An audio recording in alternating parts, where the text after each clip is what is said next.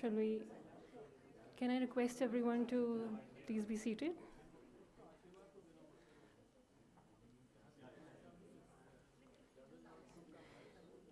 Hello. Hi, everyone.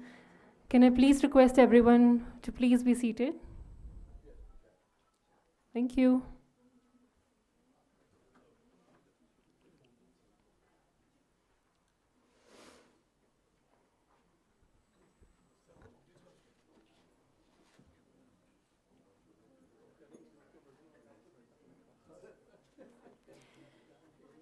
Good evening, everyone. Welcome to the India International Center. Thank you very much for being here today for the book launch of Churchill in India, Manipulation or Betrayal, authored by Ambassador Kishan Rana and published by Routledge, India.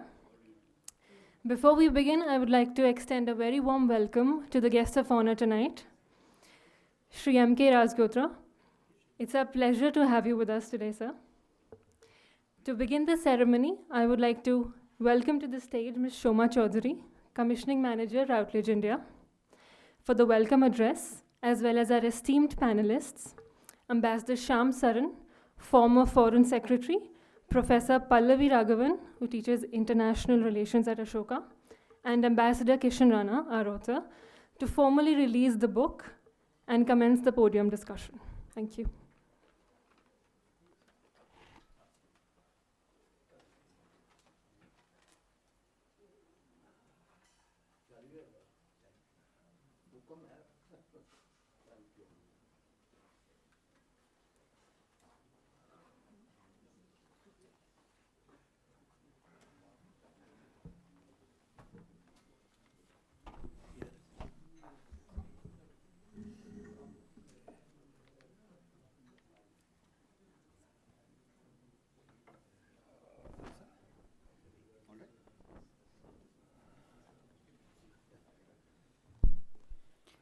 Good evening, everyone. On behalf of Routledge, Taylor and Francis, I thank all of you for joining us this evening for the launch of Ambassador Rana's book, Churchill in India. We at Routledge are particularly privileged to be part of this project. Our list is richer for it. Thank you, Ambassador Rana. I'd like to tell you a little bit about Routledge. I hope you won't mind. We are an international academic publisher with offices across the globe, and we are one of the leading publishers of research titles, reference titles, ebooks, and journals. We have about 2,700 journals, more than 9,000 ebooks, and 7,000 books that are published annually, and these are all new titles. And we have a huge backlist of about 160,000 books. Ambassador Rana was put in touch with us by his old friend and colleague, Ambassador Srinivasan. This was towards the end of 2021, I think. We had an initial discussion about the project, and then in his organized, meticulous manner, he sent in the proposal and the manuscript soon after. We had it reviewed, and we moved along very quickly, and you see the finished product in front of you today. I hope all of you will enjoy reading it as much as we have enjoyed working on it. Ambassador Rana was the Churchill Archives Bi-Fellow in 2004. This meticulously researched and detailed volume on Churchill studies the extraordinary connection he had with India, and it also explores how post-colonial history views him. We are very honored to have our panelists today with us. Thank you for taking time out, Ambassador Rasgotra, Ambassador Saran, Ambassador Rana, and of course, Professor Raghavan. We are very pleased to be here and attending the session. I would also like to thank IIC for their humongous support and cooperation. I shall now hand over to Ambassador Rana to introduce the work to us. And oh, okay, right. We have to release the book. We've been seeing it, looking at it for so long, we've forgotten that. I'm so sorry. Please, could you release the volume and... It's, I think, Shyam Saran too. Yes, and, of course. And Ambassador Saran please. and Ambassador Rasgotra, please. I thought I should anyway. All right, okay. Thank you. All right.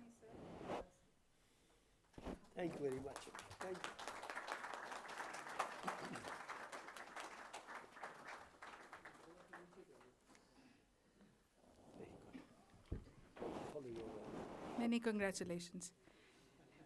Ambassador Rana, would you like to talk us about the... I'm supposed to be chairing it, so. Okay, fine. Thank you. Yes, yes. So I will hand over to Ambassador Saran now. Thank you, sir. Thank you very much.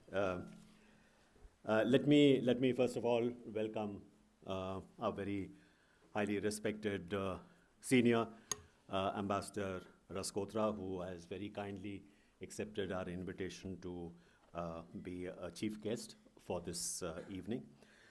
Also, Professor Pallavi Raghavan, who also was kind enough to accept our invitation to be one of the panelists, and of course, the author of the book, Ambassador Rana, and all of you present here, friends of Ambassador Rana and his many admirers whom I see in the audience here. I would keep my remarks very, very brief. Why? That's for you. The time that we should leave for you, sir. So I think, first of all, I would like to, although I don't think I need to give a long introduction to Ambassador Rana to this audience, but let me just say a few words that he's one of our most distinguished members of the Indian Foreign Service. While he retired from service in 1995, he has been perhaps more active after retirement than during his service, and inspiration for many of us who also belong to this category of has-beens. He has been ambassador in Algeria, in the then Czechoslovakia, Kenya, Mauritius, and Germany. And I would like to also acknowledge that I was his not-so-worthy successor in Mauritius. And for the first time, I saw actually a head of mission leaving behind a note for his successor, which neither had happened before nor afterwards. Ambassador Rana was also a joint secretary in the Prime Minister's office during the premiership of Srimati Indira Gandhi. And as I said, he's been extremely active since his retirement, particularly in the field of training, human resource development, in the art and craft of diplomacy. He is Professor Emeritus of DIPLO Foundation, which is located, I think, both in Malta and Geneva. And he has, of course, been a very, very welcome lecturer at the Institute for Foreign Affairs, our own training institution. Author of many books. I'll read just a few of them.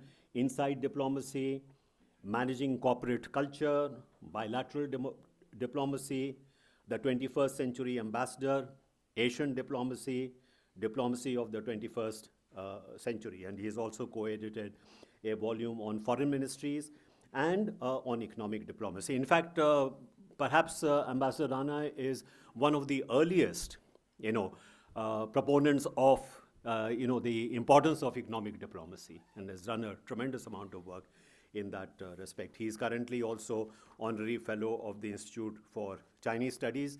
I forgot to mention that he belongs to the China Mafia, so we are very happy to claim him as one of our own.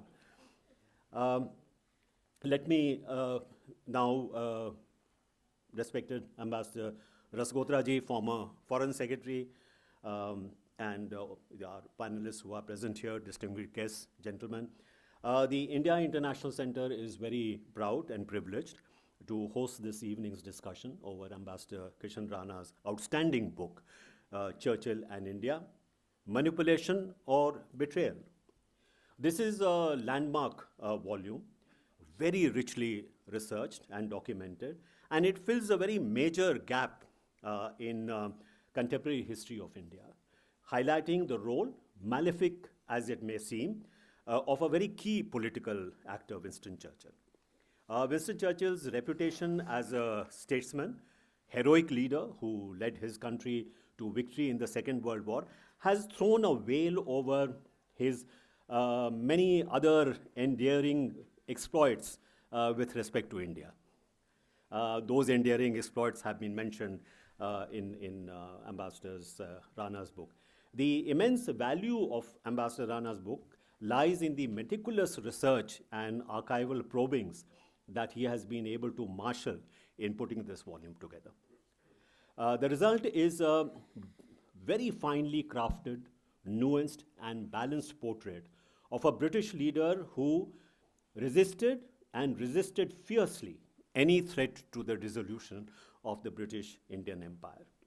The dynamics of the Indian national movement since the end of the First World War was greatly influenced negatively by decisions taken by Churchill.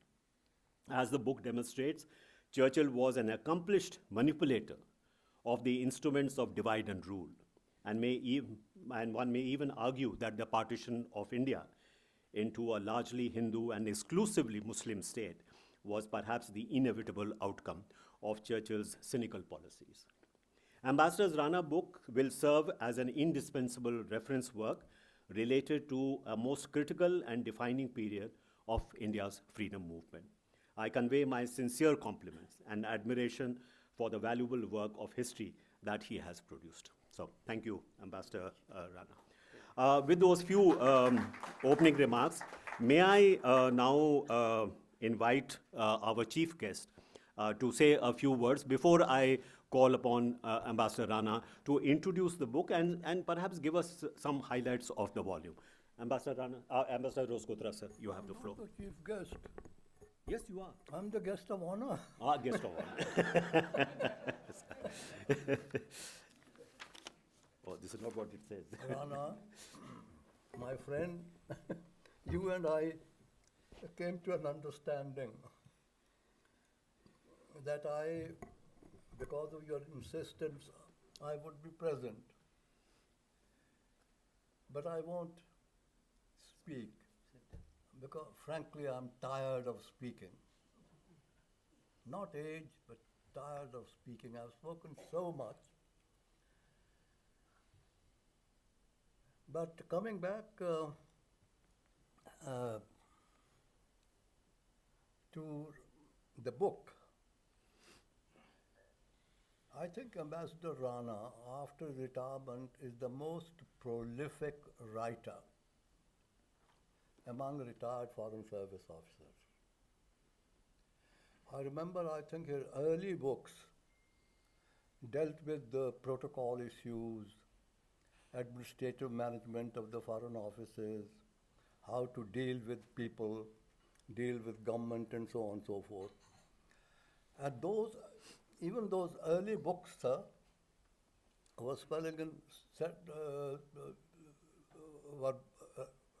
having a good run, were selling in countries like Brazil and other countries in Latin America, and also in our own neighborhood. I don't know how much money you made, Rana, out of all these efforts, because book writing. Only the publisher's profit. And then he came to more substantive issues of diplomacy, foreign relations, in a number of books. Incidentally, he has sent me a copy of every book he has written when it is written, or I have, if I was abroad, I picked up a copy, bought it. I found that material very useful for new countries, new entrants into foreign service, not only in India and elsewhere. But this book will have a very special place in all that Indian Foreign Service officers in service or in retirement have written. This is not downgrading you. I'm happy to be You are in a high category. Because Churchill, in my judgment, was far more responsible for the creation of Pakistan than Jinnah himself. I think maybe you refer, Kishan, to one of the books in which I read a letter from Churchill to Jinnah, saying that Jinnah was a bit downcast at that particular time, and Churchill wrote to say, don't be downhearted. You don't realize how close you are to your mission. He was scheming there, you see. And one part of the scheme was taken up by the Labour government of the time. Bevin, who was the foreign minister of the Labour government, he got busy putting together a coalition or a group or an association of Islamic countries as a part of the ring round Soviet Russia. So this became a part, Jinnah's ambition, Churchill's design became a part of that larger scheme. So, and it really has surprised me that is there another book on Churchill in India, written by an Indian? On No, the there famine. isn't. On the famine. There is a history of Churchill's role during the Bengal famine. Anyway, if there is one, I mean, that's not, Which is full of lies. yeah. Yeah. So this book really fills the gap. Everybody should read it, I think. What the harm this man did to India. He had in early years served in West Punjab. He liked the Pathans in particular, and he never got over that attachment. Hindus were a non-entity to him, and he even was very shoddy about talking with the Hindus who, in very large numbers, hundreds of thousands, served in the armed forces which fought in Europe, in Italy, in Northern Africa. He did not acknowledge the role of Hindus in the army at all. Hindus, dirty, Hindus were this, Hindus were rotten. Even Gandhi, that naked fakir, that's his phrase. And one Gandhiji was on fast and near death. He telephoned Linlithgow to ask, isn't Gandhi dead yet? And Linlithgow told me, no, sir. Why? Asked Churchill. That was the kind of man he was. But what I want to tell you, there was several aspects to this persona. He was a great warrior leader, he was a great writer, he is a good historian with a great style, great flair, great stamina. He had several ups and downs in his political career, never gave up. He would retire for a while, then come back with greater energy and so on and so forth. But there was a sentimental part to this persona. Kishan, have you mentioned, I read the book from first page to the last. You haven't mentioned the meeting of Mrs. Vijayalakshmi Pandit with him. No, I haven't. Vijayalakshmi Pandit was appointed High Commissioner in London. She went there. Reluctantly, Churchill agreed to a woman being appointed High Commissioner.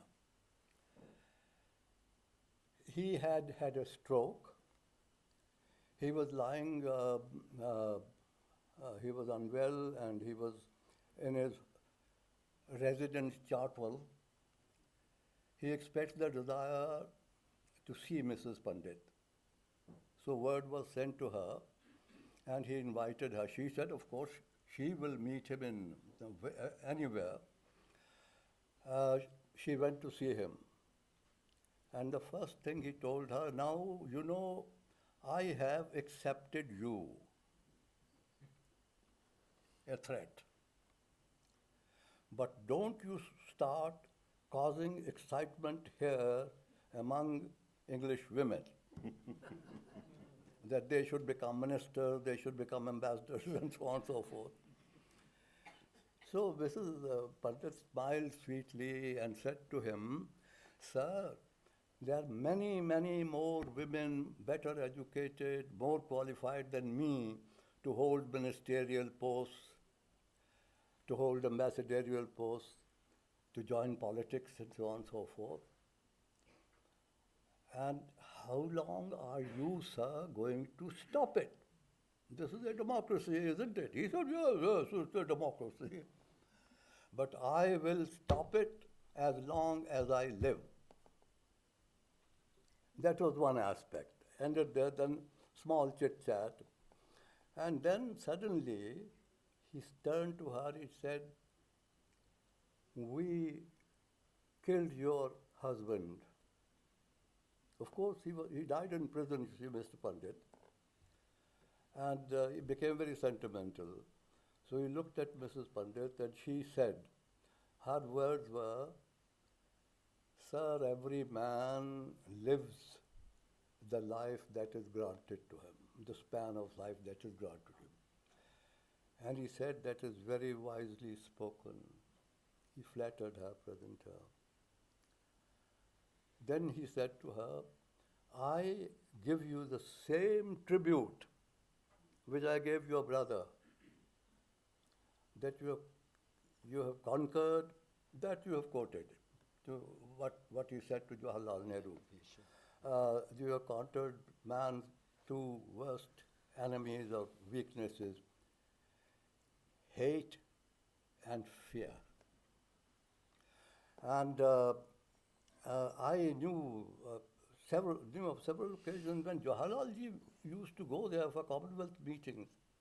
This man always rang up wherever he was in a hotel and wanted to call on him. And once he called, and I think it was Panditji's secretary, that South Indian gentleman, who picked up the phone. So he thought it was Nehru or the other phone. He gave him a long harangue, you know, light of Asia, this, that, or the other, and so on and so forth. So this is the kind of man he was. He did us great damage, but these are events of history. I think India had already forgiven him. Panditji, first visit, he wanted to call on Panditji. Panditji said, no, how can you call on me? I will call on you. I am leaving for the airport. On my way, I'll stop at your residence. He did. And they met very often after that. I don't know what they talked about. Surely not Pakistan. Well, thank you very much. Rana, I really was not prepared to talk, but I am. Thank you. Thank you. Thank you.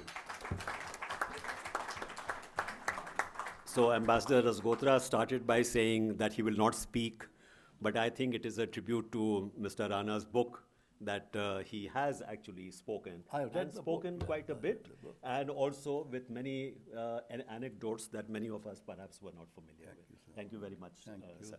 Now I will ask Ambassador Rana to please introduce his book, after which we can have a conversation after Pallavi.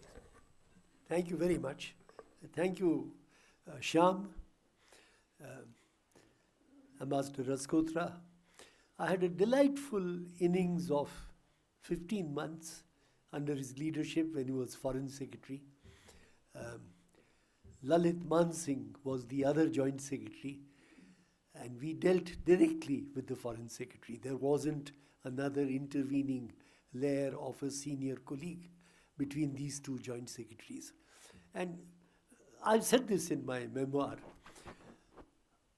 We were given a degree of latitude and a degree of quasi-autonomy, I would say. We didn't do things on our own. but we took orders across the table on many points. In my case, dealing with very senior ambassadors who had complicated problems of their own, personal come official issues.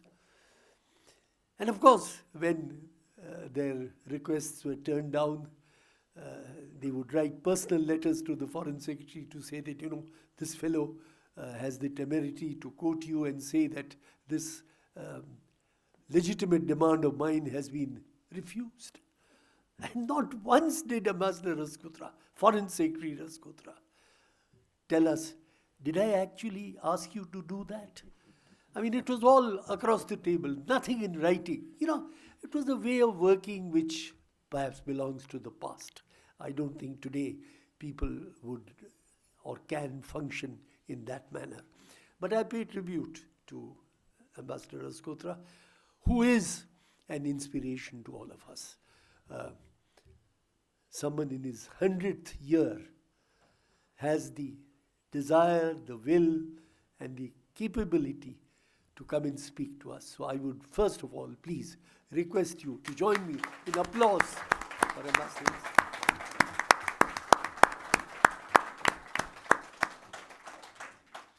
Now, I'm not a historian, and I know Pallavi is going to tear me to pieces for all my errors in my book, or at least some of them.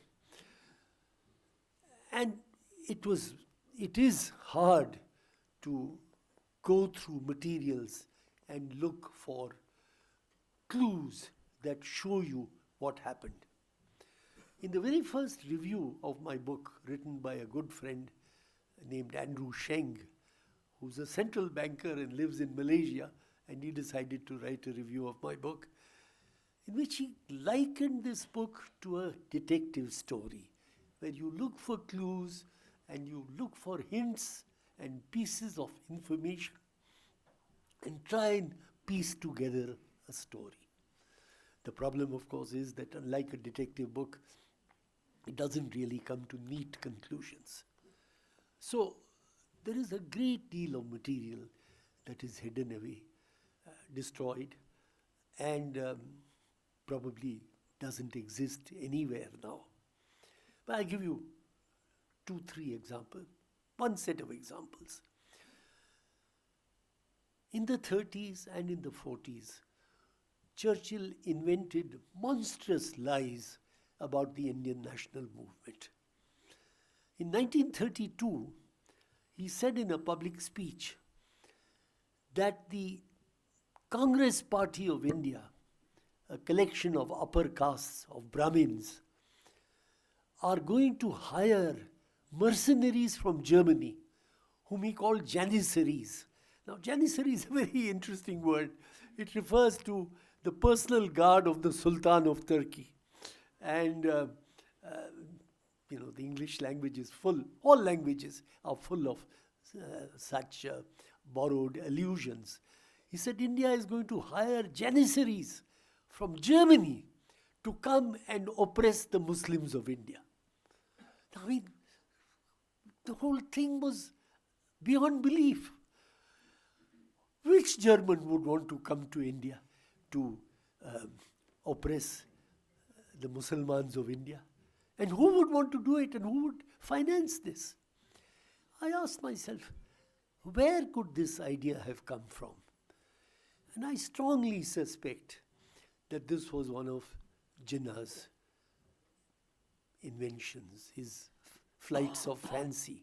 And there are 2-3 other examples of this nature. Another massive myth that Churchill developed when he was Prime Minister, held a position of great responsibility.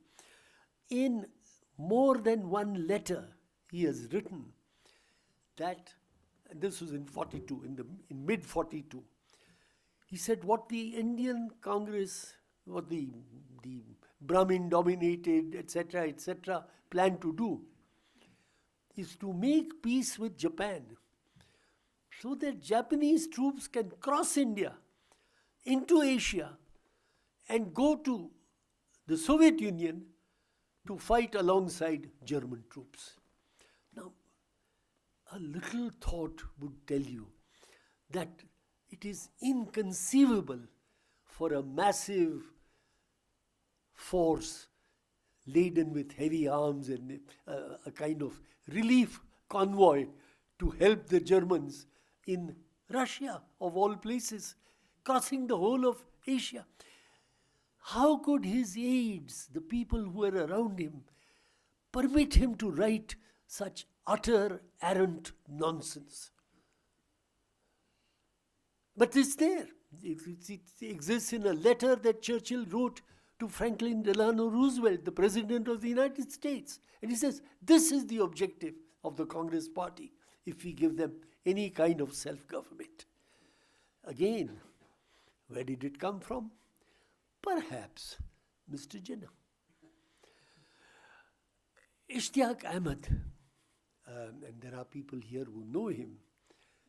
Ishtiaq Ahmed is a fine scholar who has written the most recent biography of Jinnah, and he is sympathetic to Jinnah. But Ishtiaq Ahmed notes that there is a congruence between the figures that Jinnah used for the number of Muslims in the Indian Army and Churchill used. And they both claimed that 70% of the Indian Army was composed of Muslims. Again, a piece of arrant nonsense. The real number was 34%. Hindus were 45%. Gurkhas were 10%. Sikhs were 10%. Well, Gurkhas are also Hindus, but nobody bothered about that. What I'm getting at is that here is a great leader, and Churchill was a great leader, who completely lost balance when it came to dealing with India. The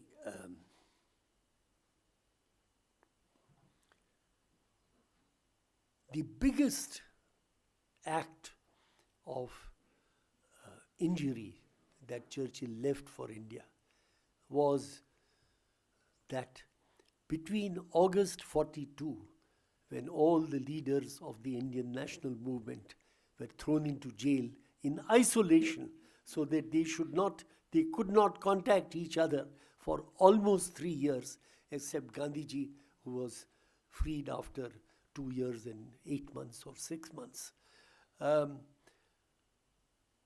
Those were the lost years. That was the time when preparation could have been made for partition.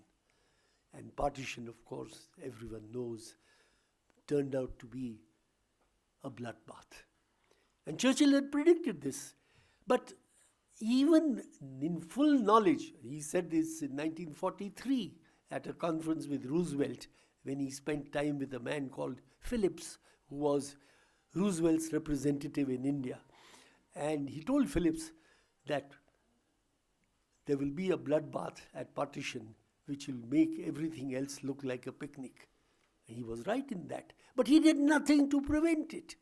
And this is a gross act of not just folly, but of misgovernance. This has to be said. Now, of course, there were many players. Of course, there were many others who made their mistakes. The Indian national movement, huge number of mistakes. Resigning from the provincial governments in 1939 at the outbreak of war, exactly at the time when they needed influence in India. And these guys walked away. And this was an act, a decision taken between Gandhiji and Nehru. The decision to launch the Quit India movement in full knowledge that Jinnah was waiting for an opportunity where he could advance himself when the leaders of the Indian movement were locked up. Refusing to negotiate with the British authorities. And mind you, Churchill was not interested in negotiation, but there was no attempt made on the part of the national movement to engage the other side. And finally, as an example, I would say the drawing up of what became the Atlantic Charter of 1941. The Atlantic Charter deliberately left out, as Churchill put it, India. It talked of all people having the right to choose their own government, etc., etc. And the word all people, all governments, all countries is repeated about 8 times, 10 times in that document. But Churchill said it doesn't apply to India. It only applies to Europe. And the legacy of that is the United Nations of today and the architecture of the UN, where India does not have a place at the high table. For this too, Churchill bears some responsibility. And these are issues that have not been discussed by historians. And the biggest of all, the Great Famine of 1942-44, which has been mislabeled as the Bengal famine. It was a famine that struck the whole of East India, Assam, Bengal, Bihar, Odisha. And we forget this. By calling it the Bengal famine, we actually minimize the number of deaths. No one knows the actual number. And I have to say, the government of independent India was no less negligent. Why did we not set up an inquiry commission of our own in the greatest human tragedy of British rule in India? This was not done. Why did we not set up anywhere a memorial to the 2, 3, 4, 5 million that died in that famine? But there is no memorial. And our history books, school textbooks, don't mention the famine. The works of great historians like Sarkar, and historians will laugh at me for mentioning this, but sad truth is that Sarkar's book, which is a classic, many of you would have come across that book in high school and in college, it mentions the famine only in an appendix. So, the Holocaust resonates around the world continually. But the death of 4 or 6 million Indians didn't matter. As Churchill said, when he decided to prioritize supply of food to Greece, he said the Greeks are a hardy people, they need food. He said these Bengalis are half-starved anyway. And that is how food was denied. And that is Churchill's personal responsibility, which again, people don't like to talk about. I know my book will be torn to shreds by Western commentators if they deign to take notice of it, as they have done with Madhurshi Mukherjee's great classic work on the famine, Churchill's Secret War. I could go on, but I will stop here. I want to thank all of you for coming to this event. I want to thank my good friend Shyam, Shri Rasgotra. And I think we can spend a few minutes at least. I think Pallavi wants to speak, and then we'll have a conversation among the 3 or 4 of us as it flows for the next 25-30 minutes. Thank you very much.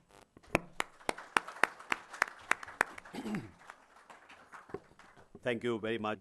Could this have something to do with Subhash Chandra Bose and the fact that, he had, that's something perhaps might be a link, I thought.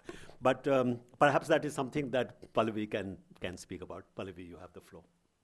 I'm not going to take more than 10 minutes. No, please. Okay? And I've written it out, so I'll just read it out and then we can open it for Q&A. Ambassador Rana has given us an engagingly written and absorbing book to read. The nature of Churchill's interactions with India across a wide-ranging career, spanning the late 19th and to the middle of the 20th.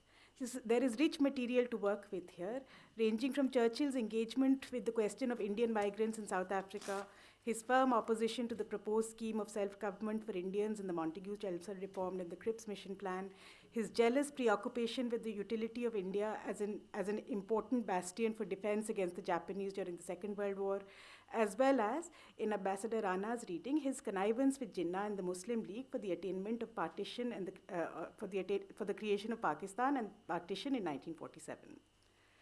How then are we to evaluate Churchill's role for the shaping of India in the 20th century? That Churchill himself was undoubtedly racist, down to his very marrow, is beyond doubt.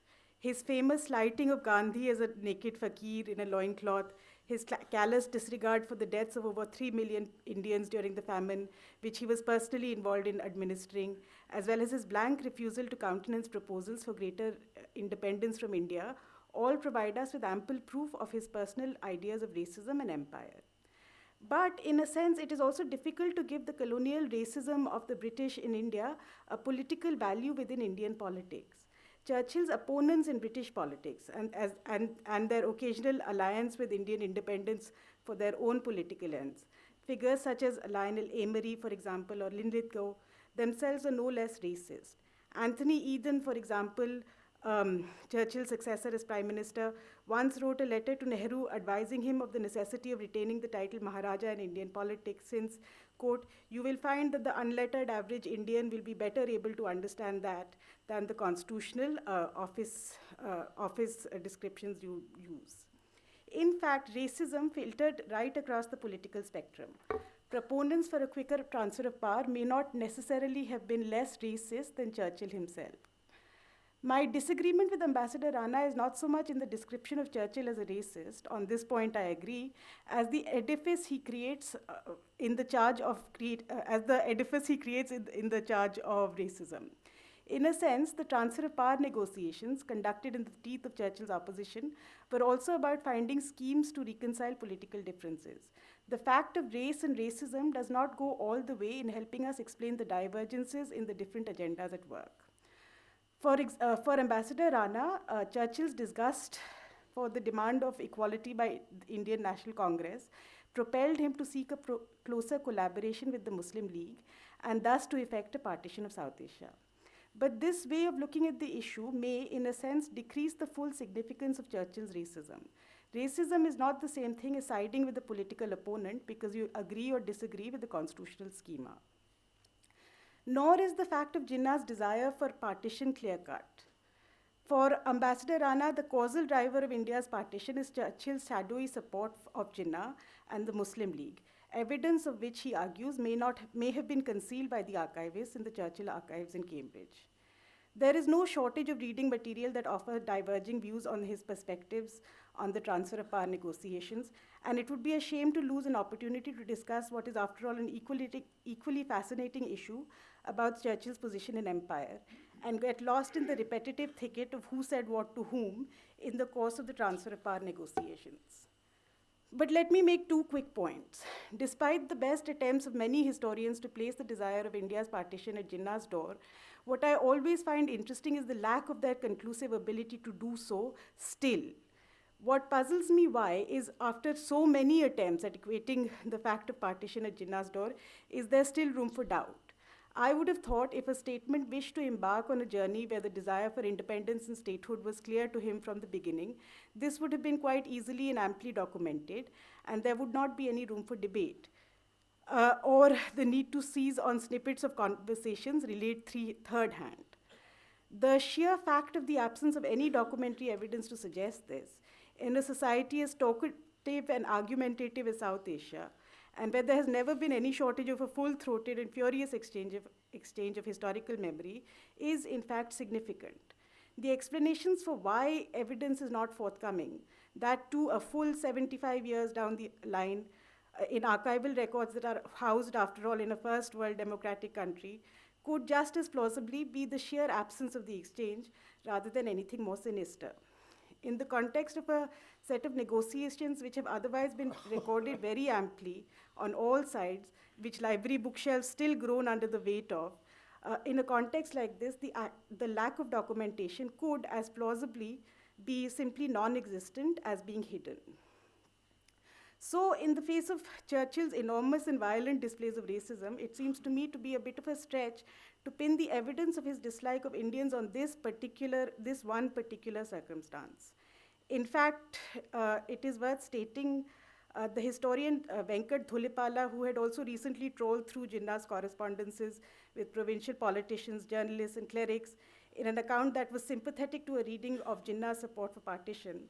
Even a determined scholar as Dhulipala, however, was unable to conclusively point to a smoking gun in support of collaborations between Jinnah and the British interlocutors of the transfer of power. Moreover, Churchill's own support for Jinnah, hypothetical, unsubstantiated, and certainly never vocalized by either, and if existent, so silent to have virtually negated its capacity for political influence, would still not add up to give weight to the charge of a vindictive racism, or even to Churchill's anti-Indian credentials. The fact that we're still having this argument some 75 years down the line, despite what is still a plausible case being offered by opponents of this argument, being difficult and which is difficult to dismantle, would diminish the significance of this line of questioning. But even if I did take at face value Ambassador Rana's assertion, which for reasons outlined above I am unwilling to do, but if I did feel that Jinnah had in fact connived with Churchill, an even more important feature to think about is, so what?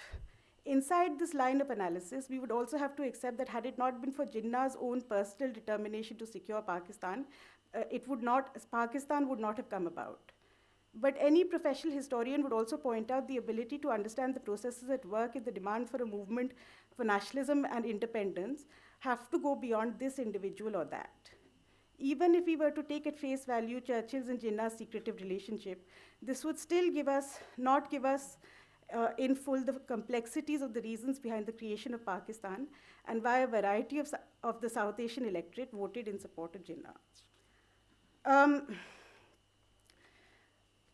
The transfer of power negotiations would have had to incorporate the political hues and sections of all of South Asian population, and the fact of the existence of the Muslim League or its dialogue with other parties in these negotiations need not lead us into grounds for discussing the anti-Indianness of the actors involved in the way that we understand today.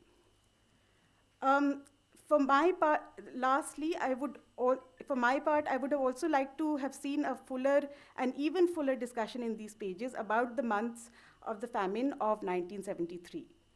For instance, what the historian Madhusri Mukherjee shows us is that the costs of the British famine were also borne by immiserated peasants in East Bengal.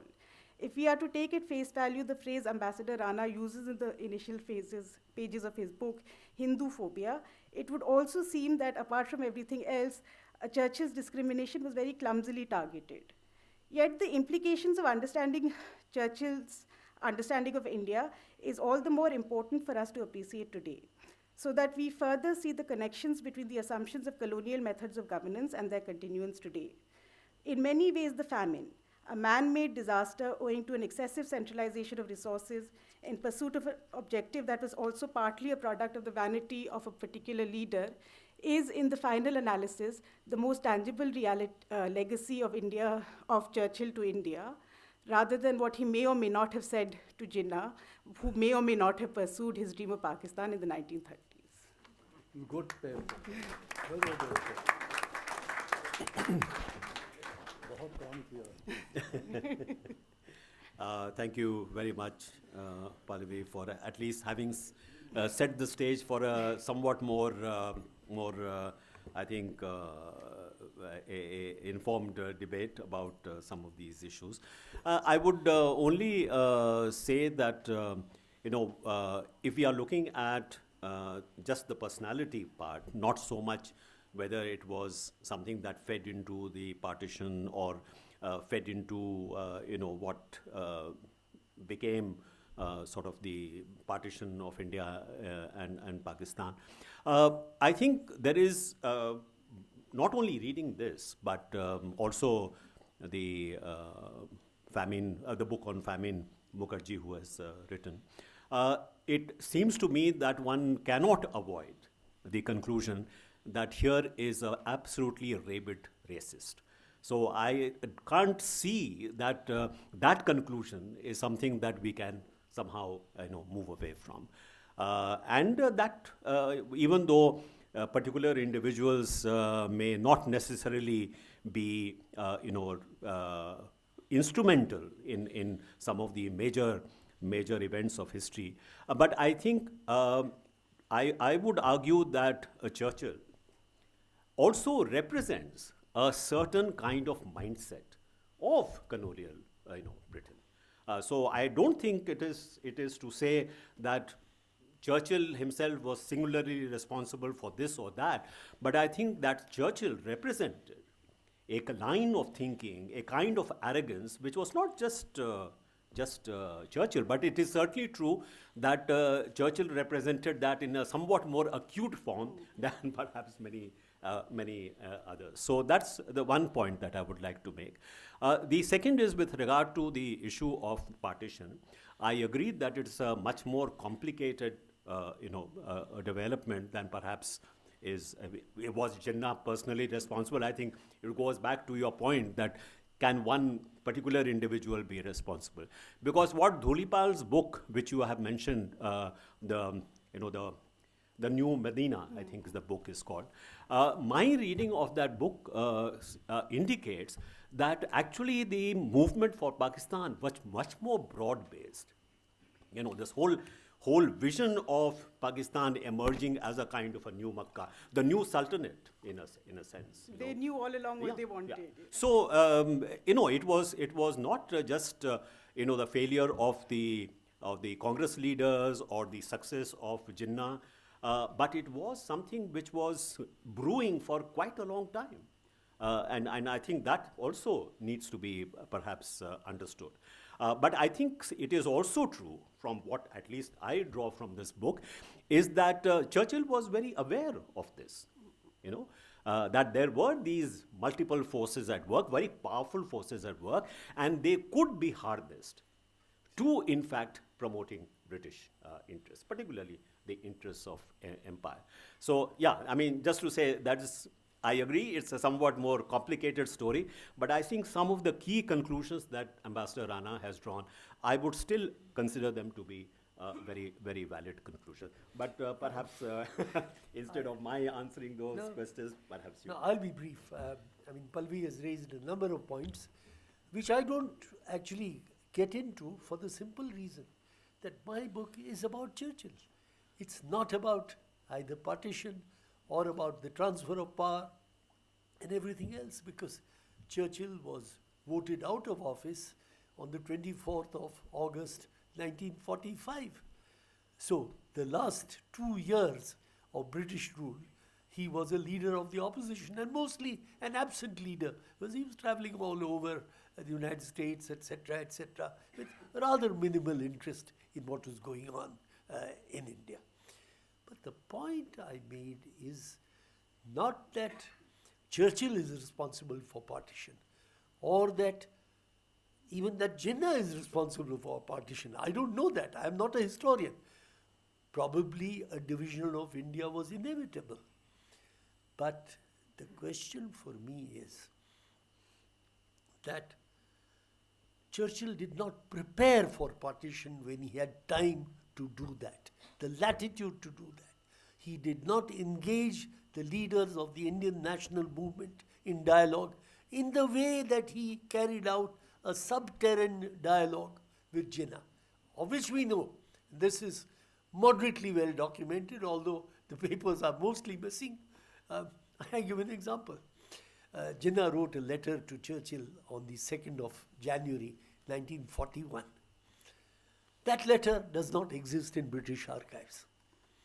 I found it in the Churchill archives, the papers that Churchill transferred to the archives. I located it in the British archives, and I think I'm the first to have located it. Why was it there? Because in his brilliance, Churchill decided that that letter from Jinnah to him should be copied and sent to all cabinet ministers, members of the war cabinet. And that's how it survived, purely by chance. And you're absolutely right. Emery was no great friend of India, nor was the Labour Party. I mean, this great myth that the Labour Party has always been, friendly towards Indian independence. Emery tells us in so many words, and I'll give you 2 factoids which are not widely known. After the imprisonment of the Congress leaders in August 42, the British cabinet decided to extern Gandhi and the other leaders to faraway places. Uganda, Aden were places that were mentioned. And Emery writes that when this decision was taken, he said none of the labor ministers expressed any opposition to the idea. It was Linlithgow, whom Nehru rightly called wooden-headed. It was Linlithgow and his executive council which unanimously said, this cannot be done. You do this, India will go up in flames. But Churchill had this obsession of externing Gandhi. Since the 20s, 30s, he talked about sending Gandhi away to a remote island so he could not influence events. I mean, what was this obscene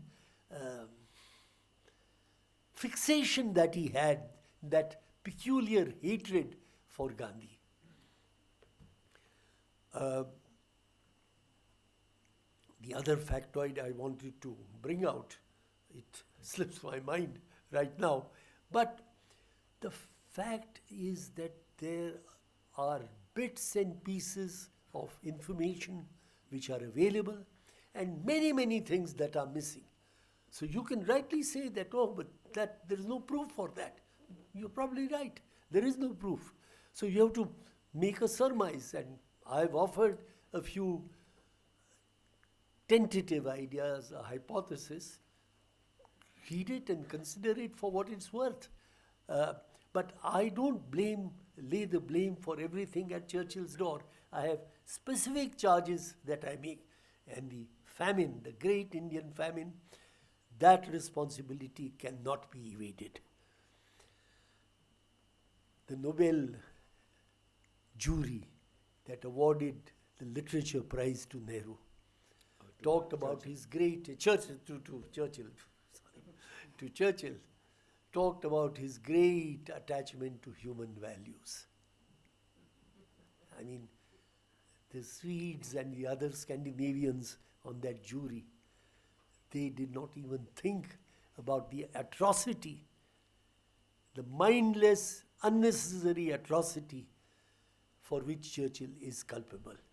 Non-supply of food grains. Do we know that at that time, food grains were being hoarded in Britain to prepare for post-war Britain, and Britain had amassed 18 million tons of food grains for the end of war period, when the troops would return, they would be demobilized and there would be a demand for food, because people had undergone in Britain a huge amount of suffering because of strict rationing, etc., etc. So I can't let this be prolonged beyond this point. I would simply say that my book offers some hypotheses, some ideas, some tentative conclusions. Read them, take them on board if you will, and I leave it to the great historians to chew over the material and reject as much of it as they wish. But it is a great tragedy that we as Indians have not looked at our own history through documents that are available. We have not really paid as much attention as we ought to have. Archival research is mostly unknown in India because archives in India are largely lacking. We have so little. The National Archives, I think it has 30 or 40 files from an important ministry. And when somebody asks, why not more? They said, they don't send us the material. And the Nehru Library has some archival material, but only some slender material. So it's a complicated story. And I think Indian historians have a tough time, really, to get at this material. Incidentally, Wavell's papers have finally descended into the Churchill archives, and they will be released in the coming year, either in 23 or 24. These people take a couple of years to process documents and organize them in a certain order and manner in which they work with materials. That will be a rich resource for archival research. But Wavell is also a witness to history, and his personal papers will tell us a lot about precisely the period that Pallavi talked about, the transfer of power, the division.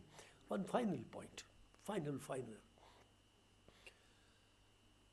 And this has nothing to do with Churchill. This is post Churchill's time in office. How could anyone create a state composed of two parts, separated by 1,000 miles and more? And how could one imagine that that was a viable solution? Why was there not greater resistance to that entire enterprise of an East Pakistan? So really, the second partition on the subcontinent took place in 1971, and for which too, it is Britain who engineered this, who worked for this, not Churchill per se, but many, many others. Anyway, these are some thoughts. I thank you very much, all of you, for attending, for joining here. I think my daughter is going to say a few formal words of thanks. I think we have at least a few minutes we have allowed for questions and answers. Okay. If you are Yeah, ready of to. course. Yeah, so I'll take only 3 questions because we just simply are running out of time. Yeah.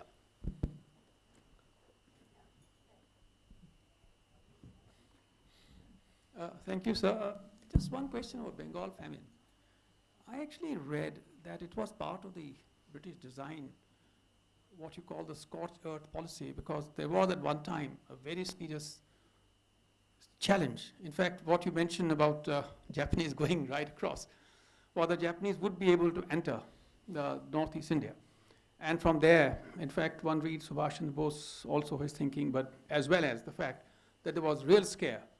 Bengal, Calcutta was bombed, and so was, I think, Bhubaneswar, if I'm not mistaken. Thank you. Yes, Yeah, please. I think that little. We'll All right, just all right. take 3 questions Yeah, and then you okay, can answer. okay. Yeah. Good evening, Ambassador Rana. I'm V.N. Dalmia, and good evening to everybody on the panel. In the 20th century, the British preoccupation with Russia started, and what we today know as the Great Game. This clash of empires continued in the next century, and the British preoccupation after the wars was to see that Russia's domination of the world was restricted. And it seems to me that Mr. Churchill was just ensuring that the outcome of the Great Game was secured in the subcontinent by creating an ally in the form of Pakistan, which would continue to support the West and be a Western ally. So I'd like to hear your comments on the Great Game and the Last continuation. question, quickly please, and very short question. Yes. Thank you very much. Rajiv Bhatia. Having served, sir, in Africa, we know what kind of a man Churchill was. He believed in the white man's burden. He was an imperialist. He was a colonialist. So knowing him so well as you do, why do you still feel that he should have prepared India for partition? Okay. Okay. Brief replies, please. Very brief. Scorched earth policy. You're absolutely right. The Madhusri Mukherjee talks about this. It was the British Army which destroyed the stocks in villages that families had kept to feed themselves for the rest of the year until the next harvest would come. And that destruction, because there was a mood of panic across much of Asia and also in London, at a resurgent, at a Japan that was driving ahead. And there was a fear that the Japanese will march into Assam and then into Bengal and into eastern India. So you're right, rice stocks were destroyed, and that was a major contributor to the famine, because it was the army that acted, not the local administration. And here was misgovernance. The army acting without any thought for what would happen to the peasants if their personal stocks of food grains, hoarded for families' use, were destroyed. You are absolutely. Yes, so this is an absolute fact. The Russian Great Game, the 19th century, you are absolutely right.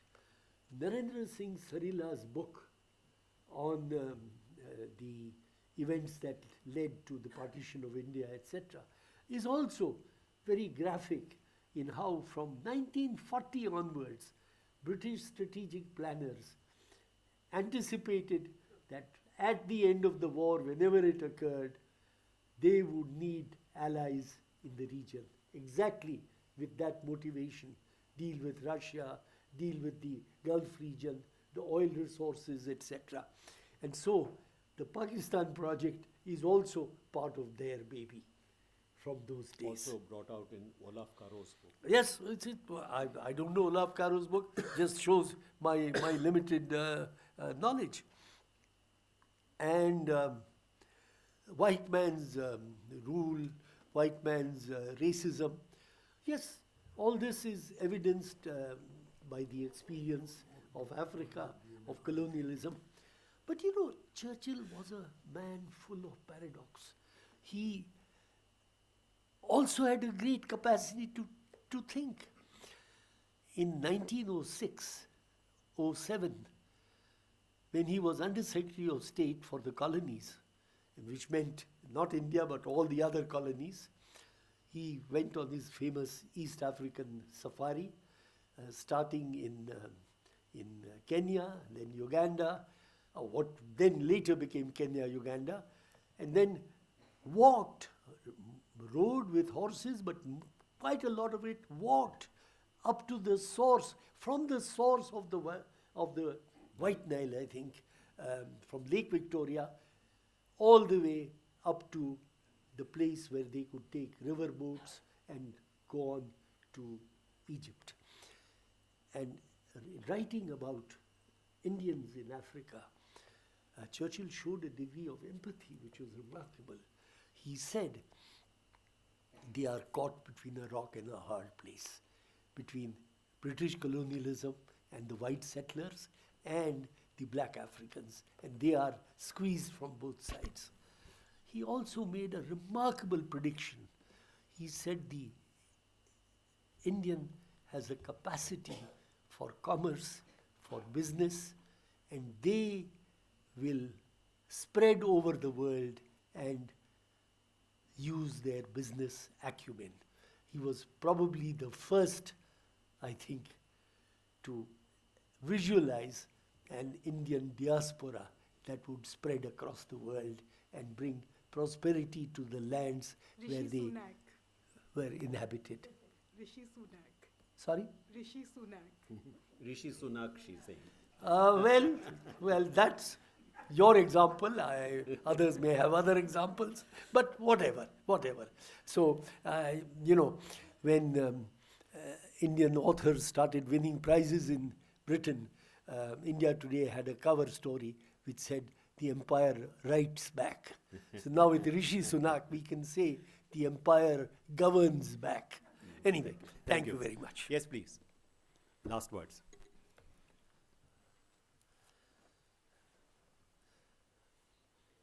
Okay, so I just wanted, on behalf of my father and everyone here, a big thank you to the India International Center, especially Ambassador Shyam Saran and librarian Ms. Usha Munshi. A special thank you to Ambassador Shri M.K. Rasgotra, our chief guest, or shall we say guest of honor, and Routledge, particularly Ms. Shoma Chaudhary and Ms. Anvita Bajaj, and of course, a big thank you to Dr. Pallavi Raghavan. So thank you to all the friends that have kindly joined the book launch function today and all the well-wishers of this book. Thank you so much. Thank you very much. Yeah. Thank you.